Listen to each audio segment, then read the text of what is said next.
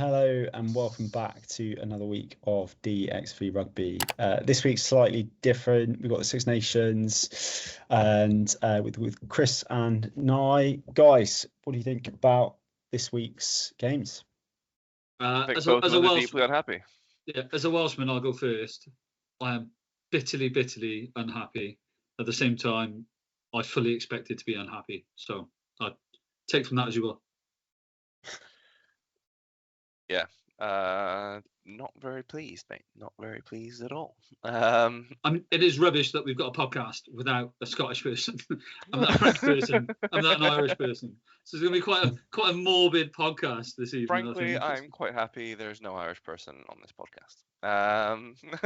No, it was a good weekend of rugby. I think there were a couple of good games. The Italy-Scotland game probably had, for a while, the most kind of going for it. Good game. Italians came back. Scotland too much. No great shakes there. They'll be disappointed to have lost that. England, Ireland. England were playing beautiful rugby in the first half and then completely saw it off in the second half.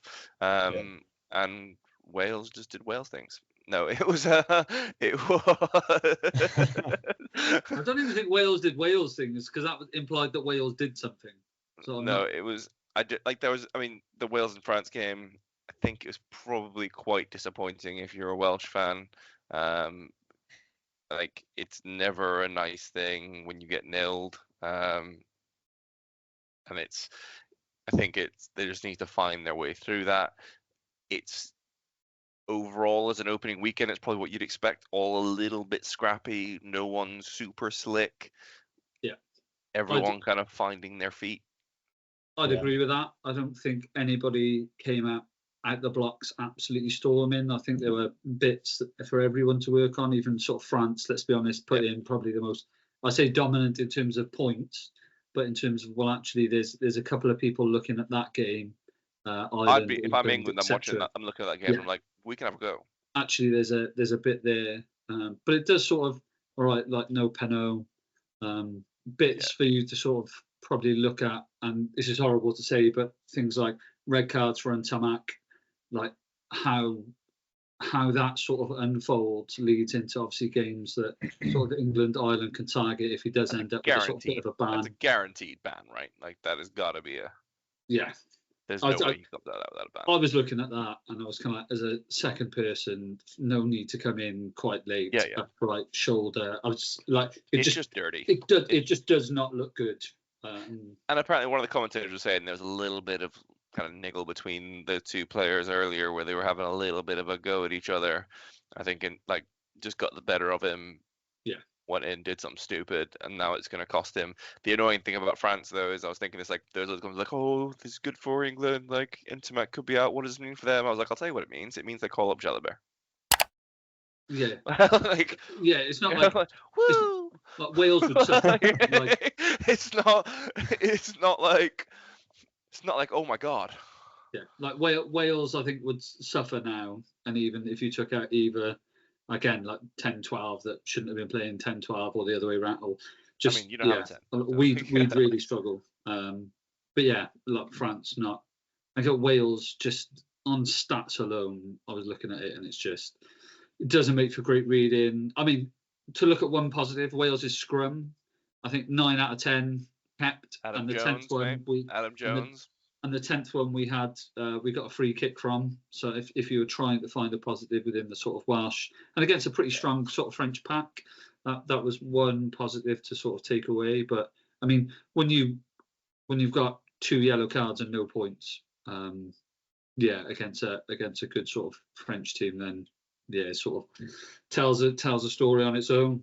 One good thing about France is the fact that they did have some absolute flyers in the fantasy game. Yeah, 100%. So the annoying thing is though, so I had BLBRE, and I captained him as I think did just about everyone else in the game. And that's the really annoying thing is everyone's picked very similar people from France.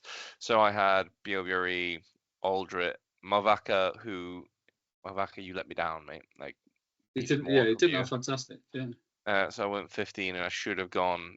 To be honest, I'd have been better off going with Sheehan. And I had Ramos. Ramos again had like a normal game. It wasn't like Yeah. supreme, but he did well. So those were kind of my 4 French that I went from. Annoyed me that I'm limited because otherwise I would have picked a large portion of that French pack. But yeah, no, the French had a flyer. You know who else did really well? Again, who had everyone in their team had Hugh Jones. Hugh Jones. So like ran in 66 points on the fantasy game. And not only were you back in sort of Scotland against Italy, Scotland recent form, sort of back in Scotland against Italy. I was back in Scotland against Italy, but I looked at like other 13s out there, and again, sort of Wales centres, you're not picking them. And again, when you look at sort of centre stuff, Hugh Jones stands out as somebody that is going to score and is going to score high. So I had Hugh Jones for 3 tries. I mean, if you captained him, well done. You're up at sort of 120 odd points just from him, I think. If you captained him, 66 points on his own. Yeah, Hugh Jones hat trick, lovely to see. Yeah, but there are a few that like could have got you some really nice, like, so some surprising ones. You'd have done well if you picked Jack Morgan, carried for 121 meters and had a score of just shy of 50 points. Which in a losing team, seriously impressive. In a team that was, let's be outclassed. Like, tough day as a skipper for Jack Morgan, but actually I think he did keep his cool. I think he did well. Yeah. Rory I do Dart, like this game actually. High scorers. Yeah, no, he did. Like Rory Dart did well. There are a few in the Scotland team who did quite well. I was quite pleased I picked Tommaso Allen because I know sometimes he doesn't kick, but he did get for Italy, even though he didn't rack up that many points. I think that saved me because usually, and this is what's so annoying about Italy. So I picked 4 Italian players in my team because like actually that game could go either way. Yeah. I think Gonzalo Casada has done a really good job with Italy. He's kind of built a bit of confidence into the team, and that tracks with. Did either of you guys watch the Six Nations Full Contact yet? Season 2. I haven't seen it yet. No. Basically, Casada spends the whole time talking about building the Italians' confidence. He's like, they have the skill, they just need to believe that they can win the game. That'll see them through. So I thought they'd do well.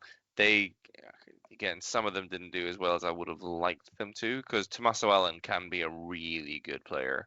And can be he was one of my like secret weapons in last year's fantasy. So I was looking at my team. I don't think I picked one Italian actually. Looking at my team now. Menoncello did well, 39. Tommaso Allen. I had Dino Lamb because he plays back row occasionally. Get him for 6. Yeah, not a bad shout. And I had Ross Vincent as my super sub because that kid is rapid. Like, so I didn't pick a super sub for this round. Lunatic. And I was 50-50 on moving my team around and looking at sort of Dan Sheehan, which obviously I think he ended up with like 75 points coming off the bench. And again, with the scoring metrics now, so forward scoring tries earn more points. And Dan Sheehan just always finds his way, no matter starter or coming off the bench, always manages to find his way to a try line. But yeah, I didn't have sort of one Italian, and I didn't pick a super sub. But then I saw a lot of people online actually, big controversial bit about the Six Nations. Loads of people not picking a prop either. So not picking a super sub, not picking a prop. And in our game, you could do the same thing, right? You could spend all your. I mean, you physically couldn't, but like you can just have one if you really, really want to. Which, cool. If that's what you want to do, then that's your shout. I think it's generally a poor strategy, just because it is very possible to get a good full team together. Like, it very much can be done. Can you have Penno, BLBRE, Graham, DuPont, then Russell? No, you can't. But taking a hit somewhere, but. And that's also part of the fun, I think, right? Is like actually like scrambling and being like, actually, who can I? Where am I going to compromise? So I've looked at quite a lot of the teams, and now going back to, I'm actually a big shout out to when we look at teams of round 1. So team of Alex came top on what is the Six Nations rankings with 657. And again, pick the full team plus a super sub. So yeah, sort of did, and quite a lot of the top teams aren't the people who dropped props, etc. So I'm not, the sort of jury's still out on that. I think there's a couple of people online that are doing stuff about not picking a full team and seeing if they can spread their points. There's also a point to me that sort of like the spirit of the law and the sort of the letter of the law. There's a point in there that I sort of go like, come on now, like it is just a sort of fantasy game. I was like, at least if you're not going to pick a sub, then I'm sort of not bothered by that. But just me personally, I think like if you've at least got to pick a 15, right? It's like the good bit about the game, I think. But yeah, no, I think and to be fair, even if you don't pick a sub, I think you could have a full team of pretty much whoever you wanted if you didn't pick a sub. And like I said, I think it's part of the fun, though, isn't it? It's picking the players you wouldn't normally potentially pick, / like really like prioritizing who you're going to pick, which star players are you going to pick, and then maybe like take the hit on some other players. But yeah, exactly. It's about who am I compromise? It's about, like, I'm having this guy. Yeah, it's about knowing the game like through and through, which unfortunately I don't. But if you look at the team of Alex, like his point of difference was probably having Sheehan. Yeah. Like 75 points for him, and a solid back row, and that makes up for a back row full of try scorers. And like we said about the sort of the fancy thing now, awarding more points to forwards that are scoring. And I think the team of Alex, if you look at Darge, Tom Curry, Aldrit, all try scorers, in that sort of back row. I mean, yeah, the fact that he's managed to sort of Graham, Hugh Jones, Ramos, BRE, it's a decent sort of back line that's picked him up. But yeah, Dan Sheehan coming off the bench should have been something that everybody saw. Which teams? Are you picking from next week then? Who's your kind of standouts that you're looking at for next week now? I think you've got to look at. I think it's a really difficult weekend next weekend, because you do end up with almost, I'd say, more even teams than round one. Wales against France, it was quite obvious. People went France heavy because of sort of Wales and their current form. England, Ireland was a bit of a, you sort of didn't. Scotland, Italy, you sort of, Hugh Jones, a couple of Scotland players stand out. But I think next weekend is probably a bit more even. Like Wales, Italy, I mean, I think next week will be the only round that a few Welsh players make it. If Wales are focusing on any game to win, it's that one, right? Against sort of Italy, however, Italy will have their tails up. England, France is, I mean, that's the real close one to call, I think.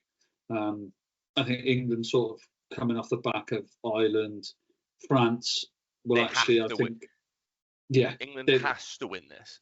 Yeah, I think France, and I think they're there for the taking. I think they're probably a bit overconfident coming against Wales. You could see it late in the Wales games that actually their structure went a little bit. They started flinging it around. They started, and sort of Scotland, Ireland. So I think next week will be, I think a lot of people will go quite conservative. They will go to people that are sort of steady. Yeah, the classics, and go back to almost a sort of the Bundyaki, the Hugh Jones. You'll go back to Lewis BRA. You go back to sort of Ramos, maybe Lowe. And I think people will go relatively safe because there's just too many games. Too many games in there that are actually really close to call. Do you guys think next weekend to be the big divider? I think that's when you'll start seeing that leaderboard stretch out. Between some people that have taken a risk and sort of backed, like Brex. Brex will just have a stormer against Wales.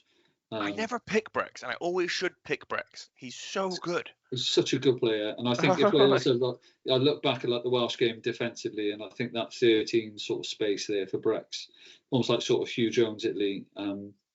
It's going to be an interesting week. I look forward to waiting for Fancy Rugby Geek to release his team so I can absolutely copy it. Do you guys think focusing on England and Wales, do you guys think there will be any like big shake-ups in terms of the lineups? Go England first, Chris. I don't actually think so. I think the only thing he might do is bring in likely Cheshunt, but I'd like to see Ted Hill into as a third line out option. I think the line out did suffer a little bit. There'll be some work-ons. I think he'll stick with. I mean, Mitchell definitely starts, but Mitchell didn't have his greatest game, and Mitchell needs to kind of find his way back into it a little bit. He was getting a bit peed off with a lot of the forwards because they were hanging around that ruck, and it's just like, get out of my way. The props did well. The locks worked well. The back row, I thought the game plan was working, just bar that jumper. And I think Ted Hill offers you a little bit of that mobility around the park, but also gives you a line out option that you were missing to kind of. The ruck speed, when I look at sort of England, I think actually the only changes I could really see is potentially to that sort of back row. And again, it's one of those things that you can quite quickly change in terms of, do you want a feel for the sort of lightweight mobile jacklers? Do you want some weight in there? And I just think against sort of Ireland and that pack, I'm not. Yeah, it depends what they're sort of going to go for. So if there's any changes, I think it'll probably shape around a different sort of 6, 7, 8 combo.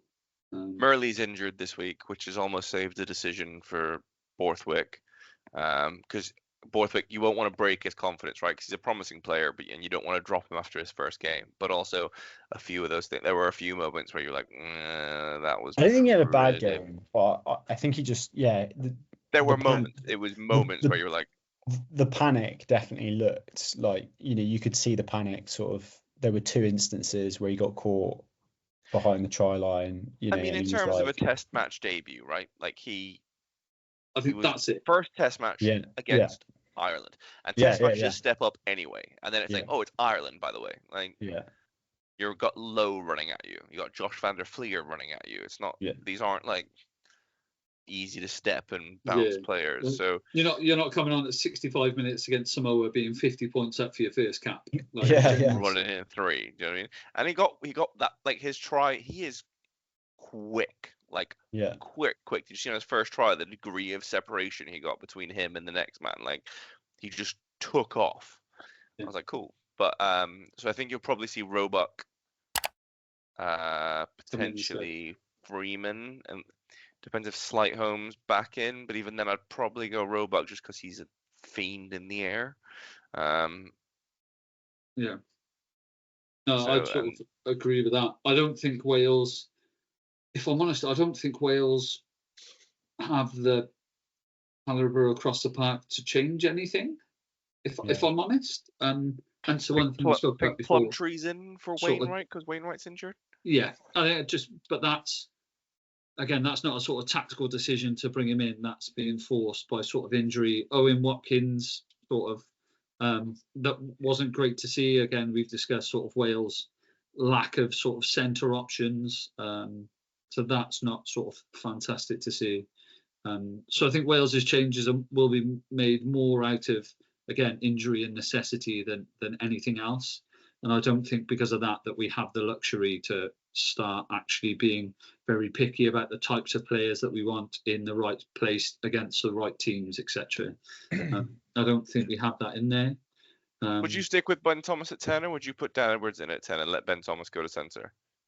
I think now with Owen Watkins, I think I would like you start. If you're starting Dan Evans at any point in this Six Nations, then you're starting him against Italy. And I think with the sort of centre pairings or lack of centre pairings, I think you'd have to now run Ben in the centres. I think that's how it might shape up. I don't know, compared to there are some world-class centres out there at the moment. Watching Ollie Lawrence run those hard lines at sort of 13. That was probably the best, one of the best games I've seen him play. Actually see him doing what he's just hitting balls, outright pace, flat line, just banging. I think that one time, again, I think it was just off the England line when he just like Pendergast just absolutely barreled him. So it's good to see. He clearly targeted him as well. He was like, right, I'm coming for you. Bundyaki as well. Those sort of like big centres, again, just bumping off two people, finding his way to the try line. There's Ringrose, there's Hugh Jones. I think sort of when we look at the Wales centre stuff, it's more a necessity Ben again. Thomas is quality though. I Yeah. think Ben Thomas is one of the players. Like if as an England fan, if we could poach a player from Wales, I would want. I think either I'd say Jack Morgan, but I think we're good. Like we're pretty good in the back row department. Yeah. But I think I'd go for. I'd like if I could, I'd steal Ben Thomas. I think he's a good centre option, akin to Max Ajomo, not massive, not huge runner, but can do a bit of everything, right? Like he can run hard lines, he's got a bit of pace, he can distribute, he's like your all around He's got the 12. hands, yeah. You can sort of, and it's almost his problem though, because Wales sort of sit there in 10 and 12, and it's. I mean, if Wales are taking a win after that performance last week, like Wales have to beat Italy. Yeah. Because looking at that, I cannot see them, and I hate to say, I cannot see them beating England. I cannot see them beating Ireland. After the Scotland performance, I cannot see them beating Scotland. And again, Italy put in a great performance, but you've still, if there's somebody down the bottom, it's Wales, Italy. So I think honestly, it probably will be the wooden spoon game. If Wales can't beat Italy, and then if they do beat Italy, it might just get that like the monkey off the back, right? Where you're like, you can do it, okay? Like pressure's off. We've got nothing to lose. I think there's a lot of pressure on everybody. It's still a young team. I'm not writing the team off yet, but I think Wales this weekend is the most important game for them, because if you can't beat Italy, you're not beating anybody else. Yeah. That will break the confidence, and then the media pile in, right? Because it's like Gatland's got to go, because like and it just gets ugly at some point. And the less said about rugby media at the moment, the sort of better. I can't. I struggle at the moment with all the sort of like hyper-inflated headlines. Like, Welsh fans want the game replayed after this, like blah blah. No, they don't. No one's asking for the game to be replayed. Like just like all the attention grabbing highlights and social media posts. It just don't help what is already a sort of struggling team. But I'll be interested. I'm not sure that there's many Welsh players make it into my fantasy team for next week. I might go Jack Morgan. Morgan, and if there's any Welsh player that does go in, and against Italy, the sort of turnover rate, but Jack Morgan probably. I might go Jack. Again, props wise, I might go Thomas Williams as well. I need a good time. And that's it. And the sort of Mitchell, in fantasy, you're always looking for the mismatches, right? You're always looking to who's sort of there, who's going to dominate, against. So again, England, France, like Mitchell, Dupont battle. I mean, the England back row, are they likely to stop Dupont doing Dupont stuff? Scotland, Ireland, again, sort of Jamie Gibson-Park potentially is on for a sort of 9. I say like a mismatch, but it'll be I think this weekend will absolutely sort of expand what is the fancy rugby league. There'll be some people that have some random teams in there that will do absolute things. I'm going to go rogue, boys. I'm going rogue. Going rogue. Just selected weird stuff. Four Italy backline. Just yeah. 4 Italy backline and just back. Well, no, like I say, I genuinely think this is going to be the hardest weekend to call. Scotland, do they have it in them to beat Ireland? Probably. England, do they have it in to beat France? I'd like to think so at home. Wales or Italy, do they have it in them to beat each other? I think so. Like, it's probably one of the harder weekends to call. Yeah. I'm like, Scotland's performance, I mean, if Scotland did pull off a win, like, you wouldn't be massively surprised at this point. Yeah, it wouldn't be like, oh, no. Massive. And if Ireland win, you're not surprised. England, after the France performance, you'd be sat there going, like, absolutely possible. Can be done. Possible for France. If Wales turned over Italy, you'd be like, well, if they were going to beat anyone. And if Italy beat Wales, you'd be like, yeah, Wales are shit. So it's one of those weekends that it's just, I mean, it could be each one of those games. You're going to try some stuff. This is the weekend to try it. Yeah, like if you want to stamp your foot on a fantasy league, now is this crazy weekend that you are. Get weird, boys. Get weird. But talking of fancy leagues anyway, the DXV Fancy League, which is an open league, anyone can join it. Literally just search Dream XV Rugby on the app. Please join our league. Al Trieda, extra points for the quality Fancy League name. He topped our league this week with 608 points. So yeah, quite well. I mean, my ranking, I only come in at 37th, and I think Chris 2 above me at 35. I only 5-0. Surely not. Yeah, 505, and I'm not sure what you've got, but yeah, Fancy Rugby Geek. If you follow him online, he did a shout out saying anybody that scored over 500 for that weekend was doing really, really well. So yeah, shout out to anybody that is doing well. Yeah, doing well in their fancy leagues. Yeah, it'd be interesting to look at tactics at the end. He said, Ollie, how did your team get on? What? Ollie didn't submit a Six Nations team. I missed the deadline. Don't follow. He has been away for work, so don't follow my example. Be better, Ollie. Yeah. Be better, mate. Six Nations. But it's interesting to see there's quite a lot of leagues out there this year actually, and again sort of joining some of the big ones. So the good, the bad, the rugby have got their own rugby league. As I said, we've got our own. Fancy Rugby Geek has got a pretty big following in his league now.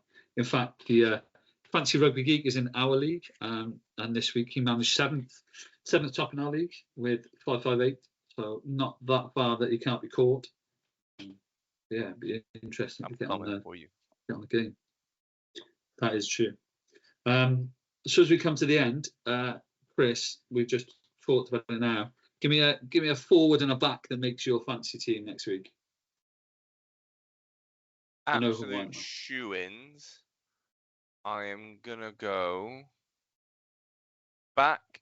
I'm gonna go BLBRE. Yeah. Unless Penno plays, in which case Penno. Forward, I am probably gonna go. It's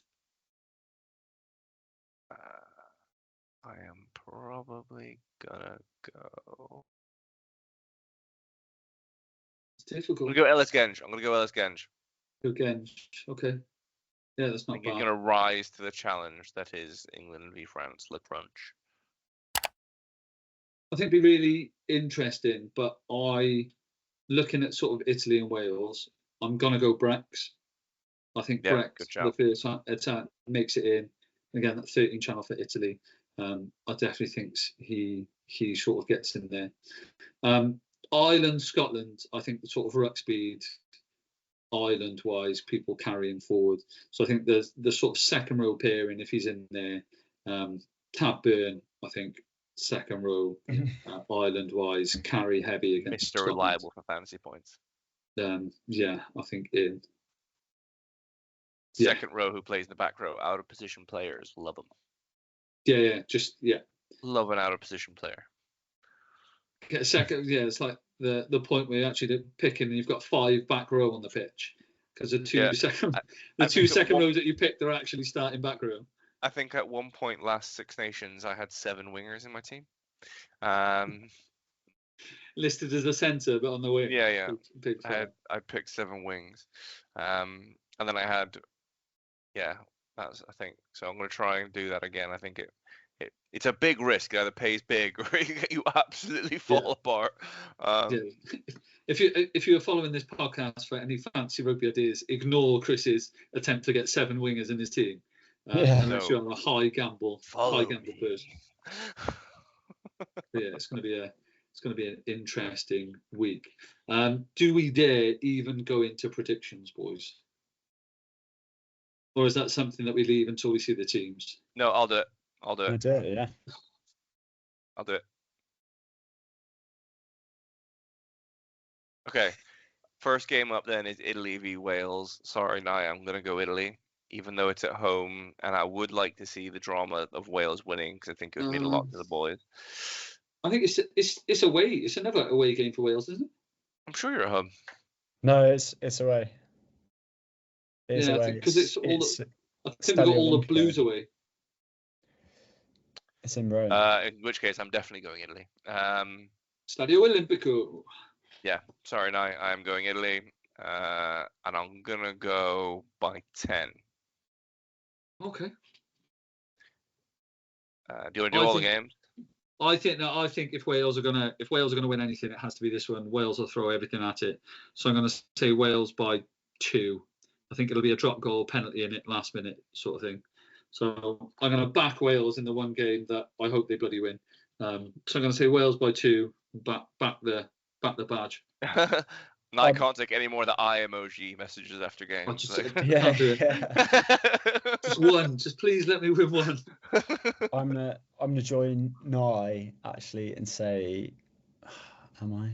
Yeah, I'm gonna say Wales, but I think he's gonna be really close. I'm gonna say Wales by 3 as well.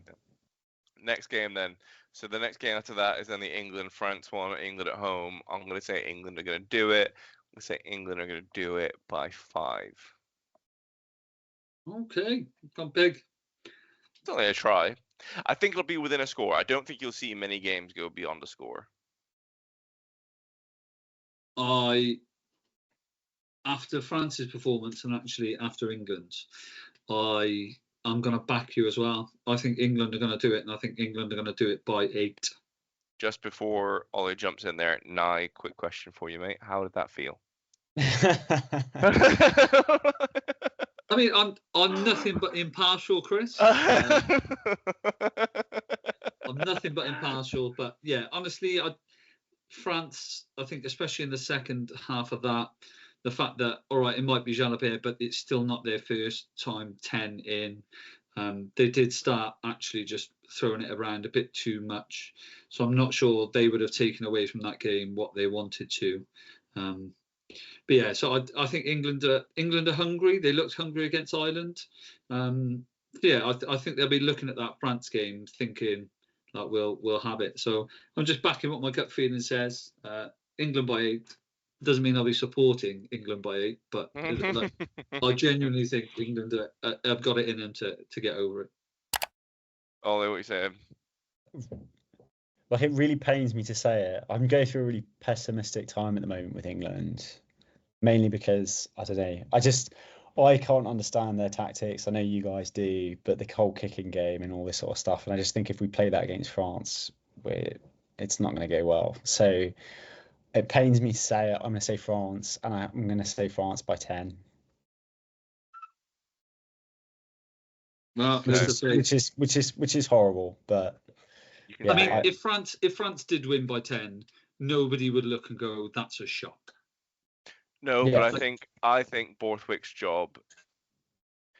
And I rate Borthwick, right? I think he's an astute planner, and he's a very capable coach. I just think if he loses to France and we again are in a position where we're winning 3 out of the 5, I don't think the uproar will be wild.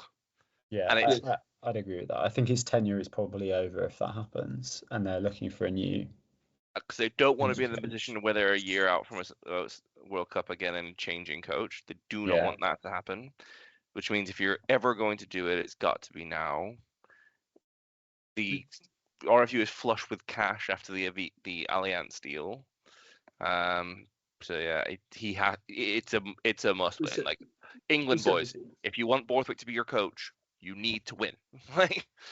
we said before, it's about just showing that you're getting better, showing that the system is working, showing sort of progress. I think mid-table sort of last year, and I think the two big scalps there, let's be honest, sort of Ireland, France, I think taking one of them is something that you need to show is possible for this team. So yeah, it'll be a hell of a battle. I mean, it'll be a cracking game to watch, I think. Yeah. It really will. I genuinely think it'll be incredible. Yeah, so on to Sunday's game. Scotland off the back of a good victory against Ireland. Scotland at home against Ireland. Chris, I think this is quite a difficult one to show. I genuinely think it is. I think it'll be Ireland. And this is a really annoying game because I don't think this is a game that's going to go by like a normal margin, right? No. It's either going to be really tight because Scotland have played really well, or it's going to be an absolute blowout because Scotland have capitulated and fallen apart. I'm going to go, it's going to be close. So I'm going to say Ireland, but by 1 or 2. Okay, that's interesting. I'm just going to give Finn Russell a shout and just see what his thoughts are, because I think the Scotland team that's out there depends purely on the fact of what Finn Russell turns up on that day. I think if Scotland genuinely get their tails up early, I think it's going to be a cracking game. If Scotland get the confidence in, get a try early, get sort of on there, put some pressure on Ireland and play how they can, it's going to get interesting. I'm going to say that they don't do that, and I'll change my predictions 10 minutes in. But I'm going to say that they don't do that. I think Ireland shut them out and then just apply pressure. So I'm going to say Ireland by 14. And obviously depending on who the ref is. Yeah. The real thing with them is, like, I think it's interesting as well because, like, Tuipulotu didn't have the effect that I thought it might. Like, Stafford McDowell did a thing and did a good job, and Tom Jordan did really well when he came on. Like, that guy is impressive. Yeah.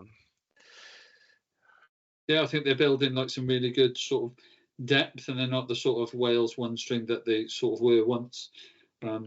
Yeah, do you know what? Scotland come out the gate absolutely firing. I would not be surprised with Scotland taking a scalp there. I would not be surprised. Yeah. I'm actually going to say I've got faith. I am actually going to say Scotland, and I'm going to say Scotland by. I think it's going to be really close. I think it'll be Scotland by like literally a margin of 3, something like that. But I agree with Nye. Nice Finn Russell drop goal to win it. Mate, it all depends on how Finn Russell comes out the gate, and I think they've got Murrayfield behind them. Finn Russell might turn up, and he might just run that game and marshal it in. Here's the thing. Here's where experience gets you, right? Like, because this is what I saw. I was talking to someone, my grandfather-in-law, actually, on the weekend about this, because he was staying with us and watching the game. I was like, the reason that I think Ireland won that game against England on the weekend is because they can turn momentum. So England got ahead early and were playing some really lovely stuff, right? And, like, I think it's fair to say they dominated that first half, right? Like, they were on the attack, pinned Ireland back. Ireland couldn't get a foothold in. But then the second the momentum started to shift, be that helped by decisions, be that because they made a few errors, and the momentum shifted in Ireland's favour, then Ireland started getting quick ball, and then it's like, and they couldn't turn that back around. Like, they couldn't get a grip again of the game. And I think that's what experience gets you, right? That's what having the amount of caps and cohesion Ireland does, that they know that, like, even when it's bad, even when it's you're behind and they are all over you, it's like, we know a way out of this because we've done it and we've bought proven structure, stick to it, go for it.